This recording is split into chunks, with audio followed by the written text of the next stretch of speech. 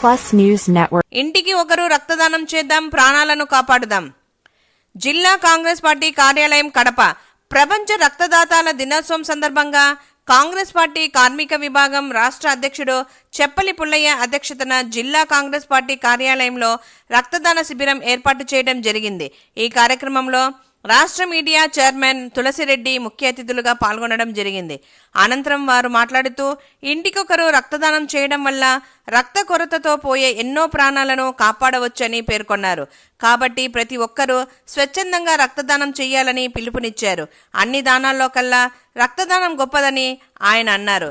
ముఖ్యమంత్రి గారికి, మంత్రులకు, నూతనంగా గెలిచిన ఎమ్మెల్యేలకు, ఎంపీలకు అందరికీ కాంగ్రెస్ పార్టీ పరంగా అభినందనలు, శుభాకాంక్షలు తెలియజేస్తున్నాం.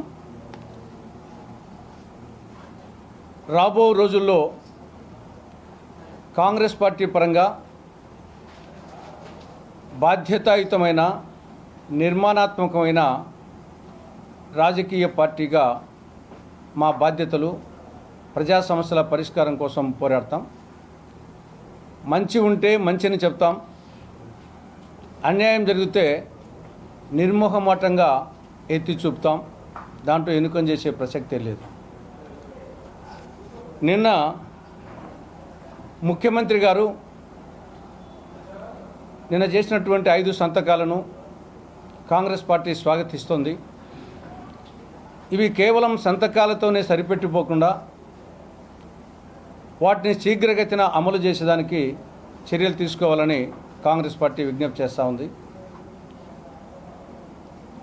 ఇందులో మొదటి సంతకం మెగా డిఎస్సి 16,347 ఉపాధ్యాయ పోస్టులకు సంతకం పెట్టడం జరిగింది.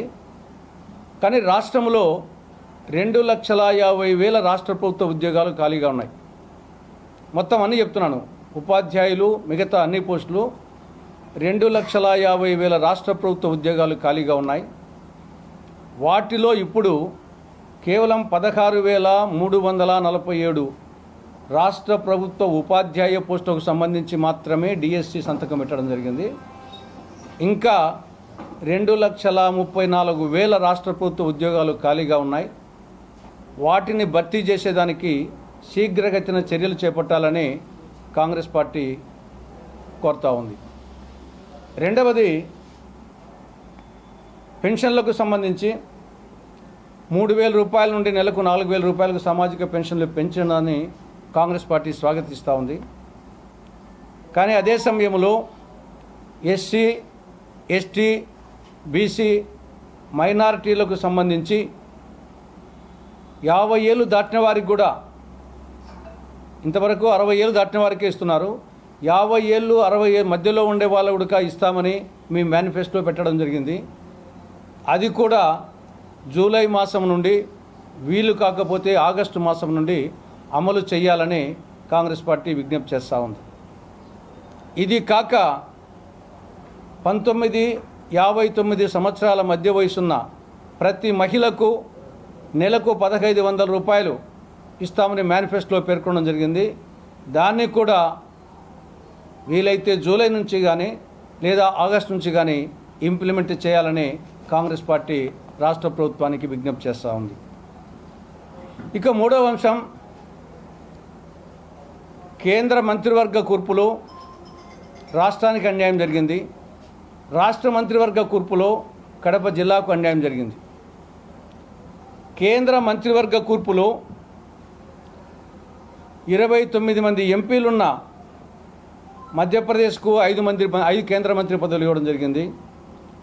28 ఎంపీలున్న కర్ణాటకకు 5 మంత్రి పదవులు, 26 ఎంపీలున్న గుజరాత్కు 5 మంత్రి పదవులు, 25 ఎంపీలున్నటువంటి రాజస్థాన్కు 5 కేంద్ర మంత్రి పదవులు ఇవ్వడం జరిగింది. కానీ అదే సమయంలో 25 మంది ఎంపీలున్న ఆంధ్రప్రదేశ్కు 3 ఇవ్వడం జరిగింది. రాజస్థాన్కు 25 మంది ఎంపీలే, ఆంధ్రప్రదేశ్కు 25 మంది ఎంపీలే. 25 మంది ఎంపీలున్న రాజస్థాన్కు 5 కేంద్ర మంత్రి పదవులు, 25 ఎంపీలు ఉన్నటువంటి ఆంధ్రప్రదేశ్కు 3 కేంద్ర మంత్రి పదవులు. ఈ విధంగా కేంద్ర మంత్రి పదవుల సంఖ్యలో మోడీ ప్రభుత్వం ఆంధ్రప్రదేశ్కు అన్యాయం చేయడం జరిగింది. ఒకవైపు ఏమో ఈసారి కేంద్రంలో చంద్రబాబు నాయుడు చక్రం తిప్పుతాడని చెప్పేసి అందరూ పెద్దగా ఊహించారు. కానీ చూస్తే అది ఏమాత్రం కనిపించలేదు. ఇక జనసేన ఆయన పక్కన కూర్చోబెట్టి ఈయన తుఫాన్ అన్నాడు, కానీ మంత్రివర్గంలో 0. జేడీఎస్కు 2 ఎంపీలు ఉంటే ఒక కేంద్ర క్యాబినెట్ ఇచ్చారు. కర్ణాటకలో కుమారస్వామి పార్టీకి ఈడ 2 ఉన్నాయి. మరి చిరంజీవికి పవన్ కళ్యాణ్కు 1 ఇవ్వలేదు. కాబట్టి ఆ విధంగా రాష్ట్రానికి కేంద్ర మంత్రివర్గ కూర్పులో అన్యాయం చేయడం జరిగింది. తెలుగుదేశం పార్టీని చిన్నచూపు చూడడం జరిగింది. జనసేన పార్టీని పట్టించుకోలేదు. మరి ఏమి చక్రం తిప్పుతారో అర్థం కావడం లేదు. కాపురం చేసే లక్షణం కాలి గోటికాన్నే కనపడుతుంది అన్నట్లు కేంద్ర మంత్రివర్గ కూర్పు కాన్నే వీళ్ళ బండారం బయటపడింది. వీళ్ళు ఇంకా ప్రత్యేక హోదా ఏం చేస్తారు, కడప జిల్లాలో స్టీల్ ప్లాంట్ ఏం పెడతారు, రాయలసీమకు ఉత్తరాంధ్రకు స్పెషల్ డెవలప్మెంట్ ప్యాకేజ్ ఏం చేస్తారు చూద్దాం, వస్తే మంచిదే. ఇక నెక్స్ట్ రాష్ట్ర మంత్రివర్గంలో కడప జిల్లాకు అన్యాయం చేయడం జరిగింది. రాష్ట్రంలో కొత్త జిల్లాలు 26. రాష్ట్ర మంత్రివర్గంలో ముఖ్యమంత్రితో సహా 26 మంది మంత్రులు ఉండొచ్చు నిబంధనల ప్రకారంగా. 15% ఎమ్మెల్యేల సంఖ్యలో 26 మంది ఉండొచ్చు. కాబట్టి జిల్లాలు 26, మంత్రులు 26, కేంద్ర ముఖ్యమంత్రి సహా. కాబట్టి 26 జిల్లాలకు 26 ఇవ్వచ్చు. ఒక్కొక్క జిల్లాలో 7 మంది ఎంపీలు ఉంటారు, 7 మంది ఎమ్మెల్యేలు ఉంటారు యావరేజ్గా.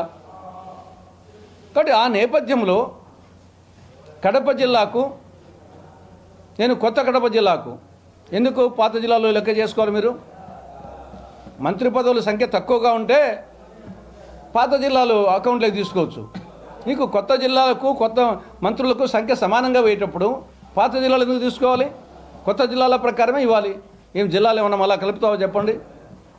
కాబట్టి కడప జిల్లాలో 4 వచ్చేసి టీడీపీ ఎమ్మెల్యేలు ఉన్నారు. మీ మిత్రపక్షం బీజేపీ తరఫున ఒకరు ఉన్నారు, 5 మంది ఉన్నారు. ఏం 5 మందిలో ఒక్కరు కూడా మంత్రి పదవికి అర్హులు లేరా? గతంలో జగన్ ప్రభుత్వంలో ఒక ముఖ్యమంత్రి, ఒక ఉప ముఖ్యమంత్రి ప్రాతినిధ్యం వహించిన జిల్లా ఇది. అటువంటి జిల్లాకు చంద్రబాబు క్యాబినెట్లో మంత్రి పదవి లేకపోవడం అనేది వాళ్ళకెట్టుందో కానీ టీడీపీ వాళ్ళకు, బీజేపీ వాళ్ళకు, జనసేన వాళ్ళకేమైనా పౌరుషం ఉందో లే, కానీ కడప జిల్లా వాసులుగా ప్రతి ఒక్కరికి రగులుతూ ఉంది. ఏమి కడప అంటే ఇంత చిన్న చూపా అని చెప్పేసి.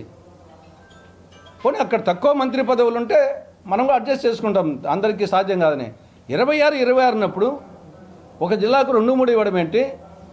ఇంత ముఖ్యమైనటువంటి జిల్లాకు అసలు లేకపోవడం ఏంటి? కాబట్టి ఇది కడప జిల్లాకు తీరని అవమానం. దీన్ని వచ్చేసి కాంగ్రెస్ పార్టీ పూర్తిగా ఖండిస్తూ ఉంది.